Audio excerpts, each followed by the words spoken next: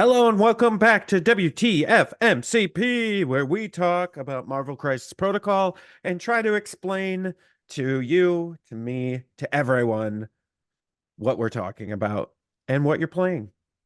My co-host is Tim, the Tool Man France. Uh, I guess. I'm surprised you knew my maiden name. All right. Yeah. Yeah, so Tim comes from the Professional Casual Network. You guys should check them out. They got all kinds of great content, and et cetera, et cetera. And yeah, so we're back again talking about Marvel Crisis Protocol. And this week, we're going to talk about special conditions. Isn't that right, Tim? That is the most special of conditions. And there's a handful. Yeah, mostly just you. You're the specialist of conditions. My mom's It's- been saying it for yeah, years. Yeah. it's just maybe there you go. There's a token we hand out. It's just of your face, the Tim special condition. It just means you roll all blanks. So Yeah, like if your defense rolls on Daredevil, listen, you're good, but that's yeah, about it. yeah. Perfect. Yeah, so we'll go line by line through special conditions and kind of talk about what they mean and what they look like and what you should be prepared for. Mhm. And so yeah, we'll just start number one is bleed. So for those of you that are new, which hopefully a lot of you are, it's the little icon that has a little blood drop on it. So Mhm. what's bleed, Tim? So bleed is a special condition where at the end of a character's activation that is bleeding, they take one damage. Uh-huh. So Uh-huh. this is a really small attrition effect. A lot of characters either absolutely hate it or just kind of ignore it. Yeah. And there's a number of characters, right, that are robots and they can't bleed. So there's a number of things that are just straight up immune to bleed. Yeah. Yeah, it's always good to check your immunities at the bottom of your character cards because that Mm-hmm. is key to your success. Yeah, bleed's an interesting one. Most of the time you'll see this from like anything with sharp objects. So Wolverine, Mm-hmm. Baron Zemo, swords, knives, claws, etc., etc. Any one of the 19 clones of Wolverine. Yeah, yeah. Right, that's right. Anything with teeth generally, they Mm-hmm. cause a lot of bleed. One of the interesting interactions with bleed, specifically about some of those characters with sharp claws, like Wolverine and characters with fast healing or healing factor, um, the bleed actually takes place after the fast healing. So if Yeah. you're alive on one and you can heal at the end of your turn, guess what? You can kind of ignore bleed a little bit. But with how many characters always get left on one stamina remaining, forcing your opponent to choose whether they're going to shake that bleed.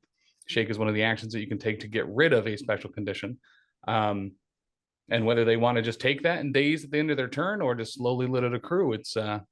can be a very punishing effect if you're not counterplaying it correctly.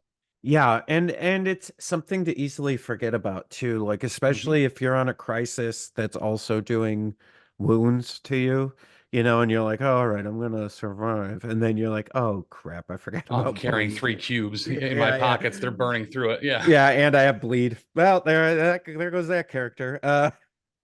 So yeah, it's an interesting one to keep an eye on. So the next one is Hex. So with Hex, the character doesn't roll additional dice for its critical results during attack, defense, or dodge rolls. So So this isn't a super common status effect. When the Defenders came out, Doctor Strange was at the head of that, and his affiliation ability was, hey, you can spend a power and change your attack type to whatever you want, and if yeah, it does damage, you'll get Hex as well.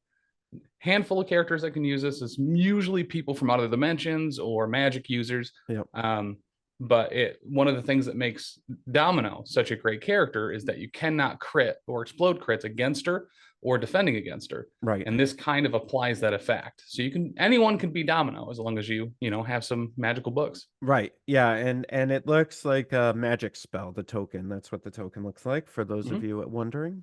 Yeah, that one's interesting. You don't run, like you said, you don't run into it a lot, but good to know. Well, and Basically hex equals domino. correct. Well, and it's a really good one too. Like if you're worried about, there's a lot of those like 4 strength rapid fire attacks Yeah. that for whatever reason just do way too much damage, but you're attacking multiple times, you're rolling a bunch of dice. Eventually, you're going to crit a whole bunch, Yeah. and this can really kind of help mitigate those spikes. It's a very good special condition to use and have. because there's nothing more demoralizing to your opponent than when they roll a fistful of crits and then can't convert anything off of it. Yes. I would say second only to like what is it? Bishop's ability, where if he rolls wild, he can change any of your dice to The like, reverse Pierce. oh Yeah, it's yeah, dude. very good. And like you roll a wild and you're like, oh yeah, I'm getting off my special ability, and he's like, no. And you're like, dude, like this, Yep. those two things are super demoralizing. Well, Um, and even on the defense rolls or dodge rolls, right? Like you yeah, throw a bus at somebody and they only have two defense dice, let's say, but then they crit on both and convert them. And you're like, all right, well, I just slammed Bullseye with a truck and he was okay. yeah, yeah.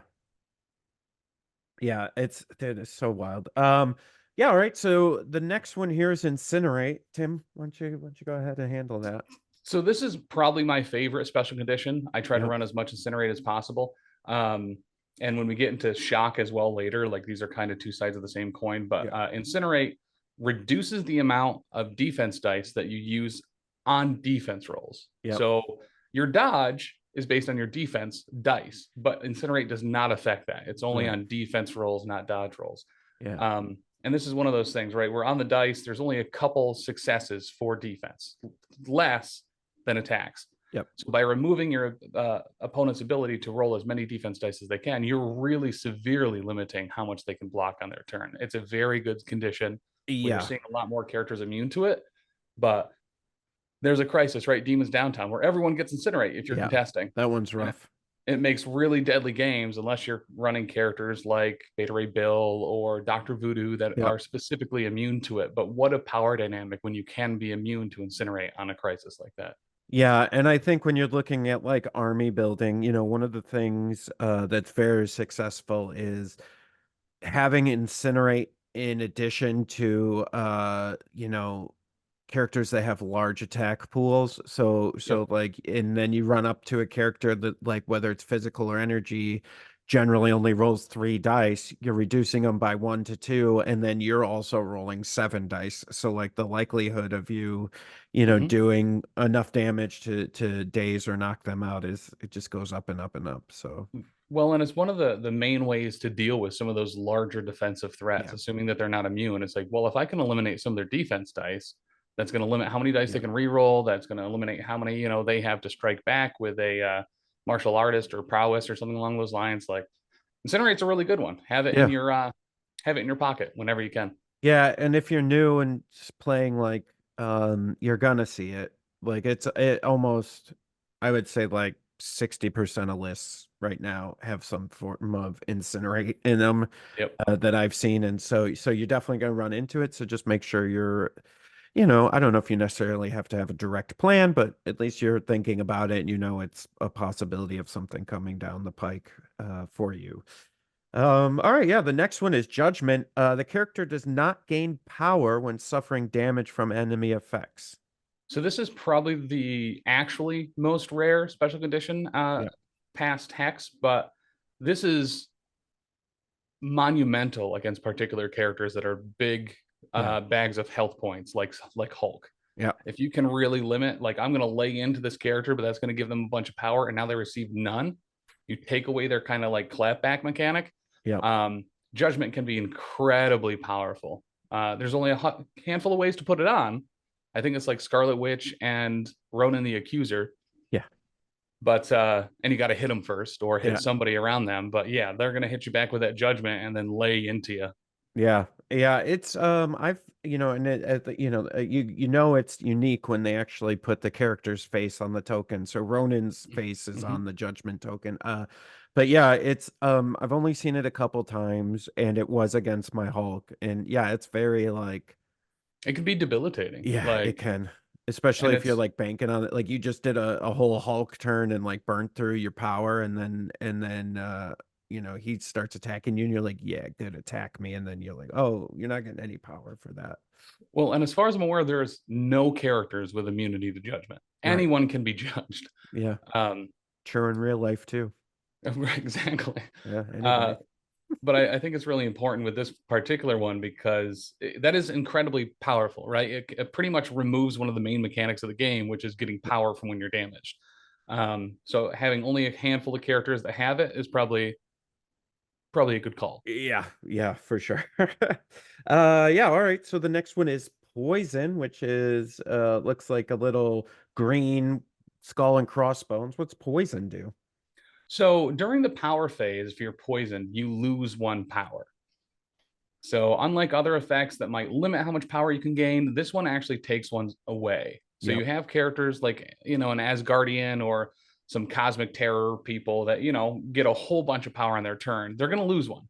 Yep. So stun and poison work very well together. And Yeah, poison salad. There are a lot of people immune to it. There are. Yeah. And it's interesting to remember, right? Like sometimes because stun and poison are very similar, Mhm. because they mess with power, it's hard to remember sometimes that poison is taking it away, not preventing you from gaining it. And Correct. so it's just something to remember, especially with any triggers about gaining power or anything like that. Well, it's one of those things, right? Like remembering you have these conditions is very important. And when you roll dice, for instance, against hex, and then you crit and then you roll them, it's a bad feel for both you and your opponent to be like, oh well, hey, revisionist history though, you were hexed, you couldn't explode Right. those, you Right. should have taken that bleed damage, you should have been poisoned at the start of your turn. Like, Yeah. That's so why remembering when they happen is a good in skill to have. in this game and like any other really like tabletop war game where there's tokens that represent whether it's a condition or an action that you took or something like that, like I always recommend actually putting it on the table. And I know a lot of people put it on their cards sometimes, but I always ask if they could put it on the table next to the characters so that we can both be aligned with what conditions that character has, you know. I completely agree. I prefer it on the table. Yeah. Because yeah, the visibility is what keeps both people honest at the end of the day. Yeah, yeah, because it's just like I mean, I've definitely seen people put something on their card and like, okay, they have this, and then they forget about it. I forget, we all forget about it, and so Mhm. just making it visible is the best. Especially big like tactics cards, right? I Yeah, think I've seen people put it in the dice box that way whenever they're rolling, they remember it for things like disarm or all webbed up, where yeah, everyone's going to be rolling different dice during this entire round for this particular effect. Let's put it in the dice box and remember that it's there so we can yeah, once again just kind of both be on top of it. yeah. Agreed. All right, the next one is a root. And this one root looks like a root basically Mhm. on the token. And when you're rooted, the character must spend one power before using an active or reactive superpower. So you're basically adding another power onto your superpowers. And this can be devastating to certain characters. Yeah, Before we started like looking at new Professor X, yeah, right? Anytime you want to reroll, now you're paying one in addition to it. Nightcrawler has that zero power reactive where he can teleport off of yeah, attacks. Well, now that costs him power. yeah. There's Root can really mess with people, especially that are used to using pretty heavy superpower reactive lists. Yeah, and it definitely like just starts messing with your head as far as like when you're doing the math, if you're not keeping track of the root or what's going on, like you're like, okay, I've got 3 power, or 4 power, I can definitely do this. And maybe if I attack and gain some power, then I could do this. And then you're doing all this math in your head, and then you get to it and you're like, oh no, I have root. I can't, I'm Yeah. 1 power short, you know? Well, and especially against some of those bigger guys, right? The higher threat characters that really, break the speed limit. I Yeah. think is the term they've used on the amount of things they can do in their turn. Especially characters with like a charge or a reactive on killing someone like X-23, Beta Ray Bill, things like that, like or Baron Zemo. If you're going to Yeah. be spending 2 to charge and you want a Master Swordsman and you want a this, it's like, well, it's going to cost you 3 extra now. So unless you were like really capped off, like you're probably not making it work. Yeah, it's wild and like and yeah, it's just I like a lot of actually I like all these special conditions and just how they add this kind of additional dynamic to the game that you've got to like keep track of and remember, Mhm. it's really cool. Well, and each affiliation kind of has a handful of special conditions that are like Yeah. in their inventory. So seeing how other people kind of play along with that, it's like, oh, well, I know they're running X, X Force or whatever, and Cable and Bishop, and so many people have Incinerate, but not a lot of root. Right. But listen, Cable wants to be throwing stuff. He wants to be teleporting. He wants to be putting up, telekinetic shields. And if he's rooted, that really heavily like kind of kicks him in the teeth a little bit. Yeah, for sure. Yeah. And then talking about kicking in the teeth a little bit, let's talk about shock, Tim. Shock. So kind of the opposite of Incinerate, where the character removes one die from its attack rolls.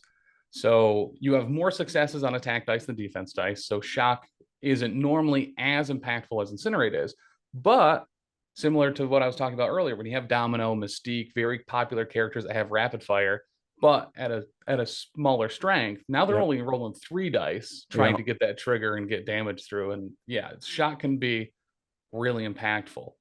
Well, yeah, and by the way, it's a little lightning bolt on the token, and it's an interesting one too, and how you end up using it because, I think there's even like the new cap who allows you to change die, right? Like, so if you're if you're rolling less die, the chances of you getting that hit that you need so that you can rotate another one become less. And it's not as debilitating as Incinerate, but it's definitely like just kind of puts a wrench in some of the works when you're trying to when you're trying to run an attack. Well, and because it seems a little less aggressive as well, people aren't as prone to spend Yeah. the shake or the action to get rid of it. So it's one of those like bleed where like people kind of um what's the word? They don't think as heavily about bleed or Right. shock as they should, but listen, you have that on you for 3 rounds, you're attacking twice around, you've lost over a full attack effectively in those dice. Yeah, and yeah, it definitely they start to like it starts to get to you and you don't even realize it, and oh man. But yeah, another good one.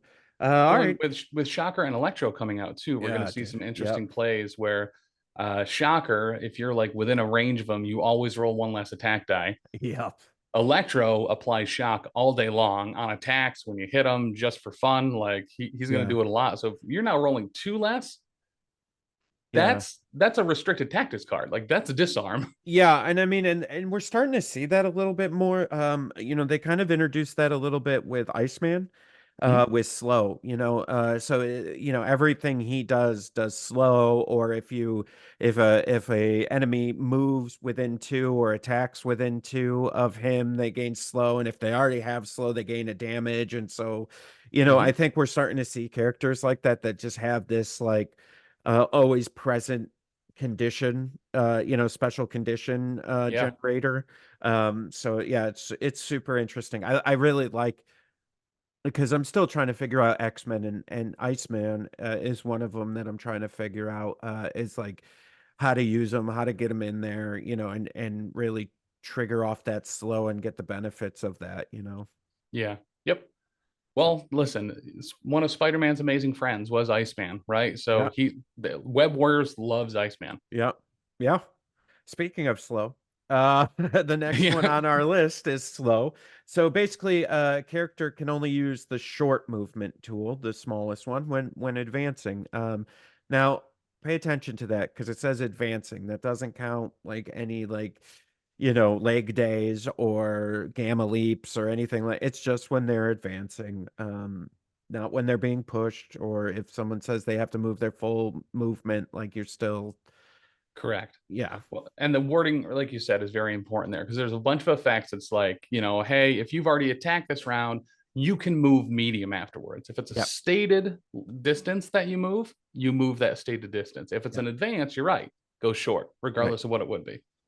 Yeah, it's a super interesting one. I though the thing I have noticed meta wise is there's a lot of short moving characters, which are the ones you generally slow down. Yeah. And so you're like, oh well, they already move short anyways. And then, I'm thinking of like the Cables, the Hulks, Hmm. these characters, you're like, oh God, oh God, oh God, how do I stop them from coming? But you can't. They're gonna get to it one way or another because they've got, power slides or gamma leaps or, whatever they have to get to. So You got to root them. yeah, That's how you yeah, really you slow them down. gotta root them. You're right. Yeah, so let's do the next one, Tim. Stagger. Stagger is probably one of the most powerful. special conditions. It affects turn economy in a major way. So when the character activates, its first action must be a shake action. The shake action must remove the stagger special condition. Yeah, so let's talk about that.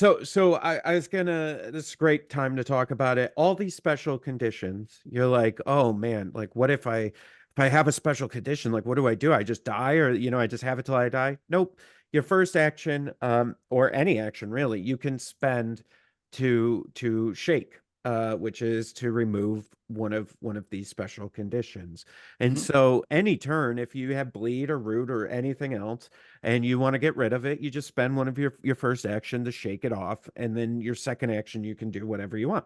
Mm-hmm. And stagger is very specific. It's forcing your action, so it's a taking away your action economy and your what you're able to do, and B, it's forcing you to choose which special condition you must remove. Mm-hmm. So, if you have bleed and stagger and you're at one wound, you're only shaking off stagger, and you could use your second action to get rid of bleed, but Mm-hmm. you're probably going to get dazed or KO'd anyways at that point. So, Correct. Yeah, it's all yep. that risk and reward. Like they Yeah. could, roll poorly and not take you out, but Right. it's hard to make that decision a lot of the time. And there's characters like Black Cat, right? That their spender can only ever do one damage, Right. but it always staggers you. And that's one of the main ways people deal with characters like Beta Ray Bill or Hulk, or if they're not immune to stagger and they're a huge big boy that just wants to punch you into the ground, stagger is a great way Yeah. to really reduce what they're going to be doing. Yeah, I mean it's really out of I really don't know. Are there any other superpowers or special effects that reduce player agency by taking away an action or forcing an action to be a certain thing? There are a couple of them. So Yeah. the OG Doctor Strange's spender has the ability to just straight up activate a character or Yeah. stagger them if they're already activated. So there are a few of those. They're very rare, but yeah, they can just like turn off your character for the round. Yeah, yeah, it's wild, right? Because in game mechanics in general, like taking away player agency is never good, right? And so when you do it, you need to do it in like small amounts that, and that's why that shake action is kind of there to remove the stagger because they don't want that agency to keep being removed. It's Correct. it's there just to take away one action and then move on. Well, an important part about how that special condition is written out, it's when you take your first action, not a superpower, not reactives, not Right. tactics cards on your turn. You can do all that other stuff before you take an action. Yeah. So, for instance, Juggernaut has a superpower called, I think, Nothing Stops the. And if he has Stagger on, when he uses it, he gets rid of it. But it's not an action. He can use it before he takes any of those actions, especially when one is forced to shake Yeah. the Stagger. Yeah. Yeah, so that's a super interesting and powerful one for sure. So keep an eye on that. If your opponent has stagger, that's going to be interesting. There's a number. It's usually through like a superpower. Like Thor has it when after he charges. If he gets a hit, he can Yep. stagger. But it definitely costs your opponent, whether it's power or whatever. It definitely Or they costs get them lucky and something. roll 19 wilds on a Luke Cage Y- attack or something like Yeah, that, yeah, but yeah, yeah. but should not be happening on a regular basis. Right. Okay, and our last one is stun. So if an effect would cause the character to gain more than one power, it gains only one instead. So once it kind of similar to the other ones we were talking about with judgment, with poison, like power is such a massive part of this game. If you can really reduce the Yeah. power someone is going to be, gaining, um, it's really impactful. And stun's another one of those ones that I think people don't really treat as seriously as they should, because if you get stunned and then you get hit for 7 damage, like you're getting one power for it. Good luck coming back after that. Yeah. Yeah. And this Um, also affects characters that gain additional power during the power phase, yeah, depending exactly. on how it's written out. So, like with Thor, he gains an additional, what, 2 or 1 power Yep. during the power phase. Well, No now he's just more. gaining one. Yep. Yeah, it's wild. Yeah, another great one. And all these conditions are just, keep your eye on them. they may seem like I think we've said this a few times, they may seem not a big deal when you first get it, but they all add up. So it just adds to that kind of decision making of do I Yeah. try to shake it and try to move on from this? And I'll say most of these, like, you're not shaking. Most of these you're keeping because the your value is higher with doing other actions or doing other things. But Hmm. sometimes it's a hard line to know where it is of whether I need to shake this or not. So yeah, Yeah, especially with stuff like poison or yeah, stun, where you're like, well, I don't know, or I don't have much to spend my power on anyway. right. For a character like getting root like Bishop, for instance, you're like, well, listen, I get a bunch of power and then I blow it all on a spender. Root doesn't super affect me. Right. Yeah, yeah, it's interesting. But yeah, all right. Well, those are special conditions. So now you know for your next Marvel Crisis Protocol game. Hmm. Well, all right. Well, thanks everybody for listening. Tim, thanks for joining me. Absolutely. All right, everyone. Catch us next week. Let me do that again. All right, everyone. Catch us next week. I won't edit that out, but I just felt like I wanted to do that twice. All right.